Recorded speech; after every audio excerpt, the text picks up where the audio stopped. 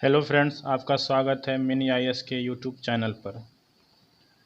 जैसा कि आप लोग का डिमांड था कि ग्रुप डी का एग्ज़ाम अब 30 दिन बचा हुआ है और हम लोग को साइंस का रिवीजन करना है, तो उसी को देखते हुए हम साइंस का जो है 30 क्वेश्चन लाए हुए हैं, जिसमें आपको 10 फिजिक्स से मिलेगा, 10 केमिस्ट्री से मिलेगा और 10 बायोलॉजी से मिलेगा। ठीक है, और तीनों सेक्शन आपको कवर करवाया जाएगा।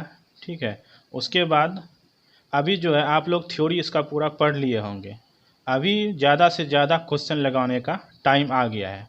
अगर आप इस चैनल पे नए हैं तो प्लीज़ सब्सक्राइब कीजिए, लाइक कीजिए, कमेंट कीजिए। अगर कोई भी प्रॉब्लम आता है क्वेश्चन को लेकर या कोई क्वेरी है तो आप हमसे पूछ सकते हैं।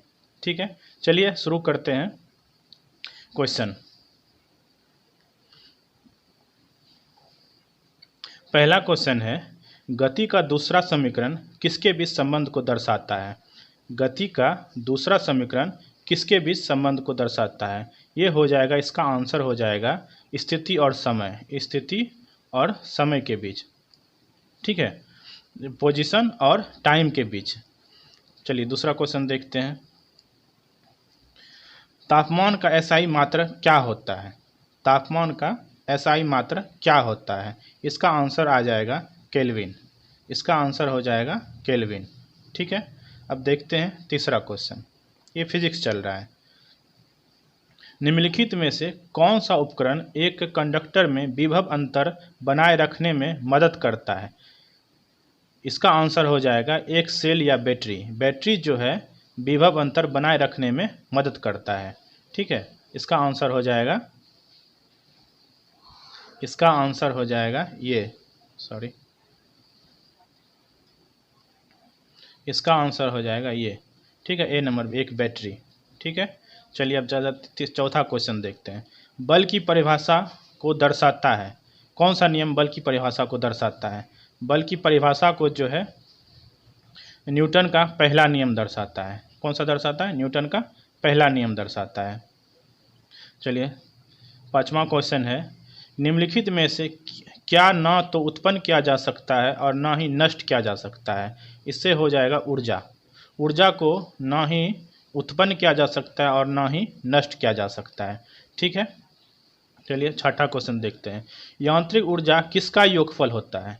यांत्रिक ऊर्जा जो है गतिज ऊर्जा और स्थितिज ऊर्जा का योग होता है। इसमें स्थितिज ऊर्जा नहीं दिया हुआ है, इसमें दिया है विभव ऊर्जा। तो आंसर हो जाएगा ये आपका गतिज ऊर्जा और विभव ऊर्जा। ठीक है, चलिए देखते हैं अब सातवां क्वेश्चन। एकल आवृत्ति की ध्वनि को किसके रूप में जाना जाता है? इसको टोन के रूप में जाना जाता है। किसके रूप में जाना जाता है? टोन के रूप में जाना जाता है। ठीक है, देखते हैं नेक्स्ट क्वेश्चन। निम्नलिखित में कौन सा अवतल दर्पण का उपयोग नहीं है? नहीं है पूछ रहा है। ठीक है, अवतल दर्पण का उपयोग जो होता है टॉर्च में होता है। ठीक है, उसके बाद सेविंग दर्पण में होता है और हेडलाइट में होता है। ठीक है, लेकिन रियल व्यू मिरर में जो होता है उत्तल दर्पण का यूज होता है। क्या होता है? उत्तल दर्पण का यूज होता है, इसीलिए ये नहीं होगा। ठीक है, चलिए नेक्स्ट देखते हैं। नौवां क्वेश्चन है, किस दर्पण का प्रयोग सर्च लाइट के परावर्तक में किया जाता है? अभी अभी जस्ट पहले पढ़े थे कि अवतल दर्पण का योग जो है सर्च लाइट में किया जाता है। इसमें क्या हो जाएगा? अवतल दर्पण हो जाएगा। ठीक है, अब चलिए बात करते हैं नेक्स्ट क्वेश्चन का। 10वां क्वेश्चन, जब कोई पिंड एक समान वृत्तीय गति करता है तो निम्नलिखित में कौन सा परिवर्तन होता है? ठीक है, जब कोई भी पिंड सर्कुलर मोशन में मूव करता है तो कौन सा परिवर्तन होता है? इसका आंसर हो जाएगा डायरेक्शन का, दिशा परिवर्तन होता है। उसका वेलोसिटी चेंज नहीं होता है, उसका डायरेक्शन चेंज हो जाता है। जब भी कोई पिन सर्कुलर मोशन में मूव करता है तो हर समय इसका जो है डायरेक्शन चेंज होते रहता है। ठीक है, ये हो गया आपका फिजिक्स का जो है 10 क्वेश्चन यहाँ से कंप्लीट हो गया। अब चलते हैं नेक्स्ट केमिस्ट्री के लिए। केमिस्ट्री का यहाँ से हम लोग 10 क्वेश्चन देखेंगे। चलिए, बायोगैस संयंत्र से निकलने वाली निम्नलिखित गैसों में से कौन सी एक ईंधन गैस के रूप में प्रयोग किया जाता है?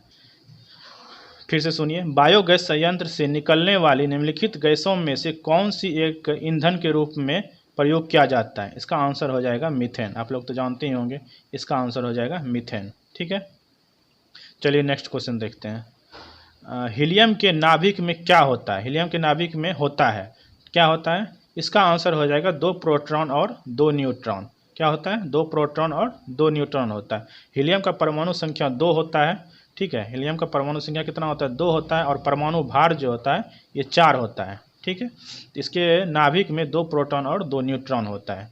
ठीक है, चलिए नेक्स्ट क्वेश्चन देखते हैं। तीसरा, किशमिश जैसे सूखे मेवे पानी में भिगोने पर फूल जाते हैं और पानी से भर जाते हैं। दैनिक जीवन की इस घटना की व्याख्या करने वाला वैज्ञानिक कारण क्या है? इसका आंसर क्या होगा? इसका आंसर हो जाएगा ऑस्मोसिस। क्या हो जाएगा? ऑस्मोसिस। ठीक है, चलिए नेक्स्ट क्वेश्चन देखते हैं। मैग्नीशियम रिबन चमकदार सफ़ेद लौह के साथ जलता है और डैश पाउडर में बदल जाता है। इसका आंसर क्या होगा? इसका आंसर होगा सफ़ेद पाउडर में बदल जाता है। क्या होता है? सफ़ेद पाउडर में बदल जाता है। चलिए नेक्स्ट क्वेश्चन देखते हैं। किस अम्ल को विट्रियल का तेल कहा जाता है? किस अम्ल को विट्रियल का तेल कहा जाता है? इसका आंसर क्या होगा? इसका आंसर हो जाएगा सल्फ्यूरिक अम्ल को। किसको? सल्फ्यूरिक अम्ल को विट्रियल का तेल कहा जाता है। ठीक है, चलिए नेक्स्ट क्वेश्चन देखते हैं। निम्नलिखित में कौन सा युग्म सही सुमेलित नहीं है? ठीक है, bauxite, aluminium, monazite, thorium, pinch blade, uranium और हेमेटाइट तांबा लिखा हुआ है। हेमेटाइट जो है लोहा का अयस्क है, ना कि तांबा का, इसलिए ये गलत हो जाएगा। इसका आंसर हो जाएगा ये। ठीक है, चलिए नेक्स्ट क्वेश्चन देखते हैं। मूत्रालय के पास प्रायः तीखी गंध उपस्थित होने का कारण क्या है? मूत्रालय के पास प्रायः तीखी गंध उपस्थित होने का कारण क्या है? इसका कारण क्या है? इसका कारण है अमोनिया।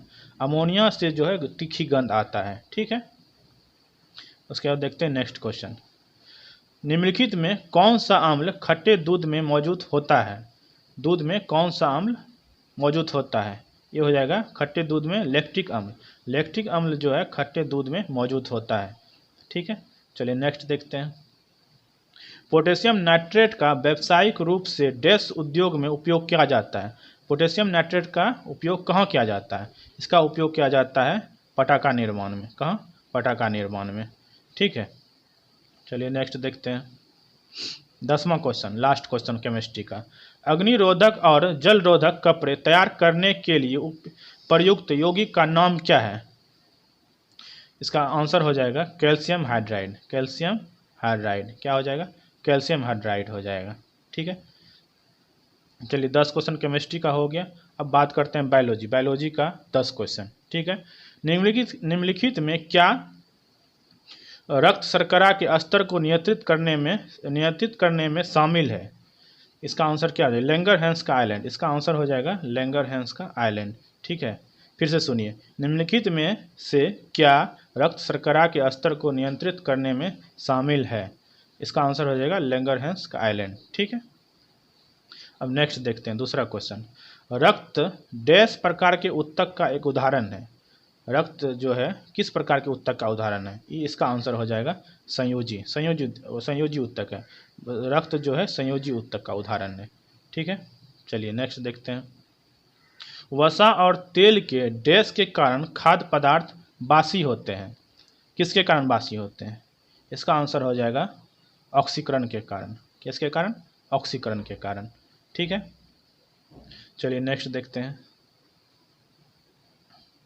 चौथा क्वेश्चन, जर्मन खसरा किसके कारण होता है?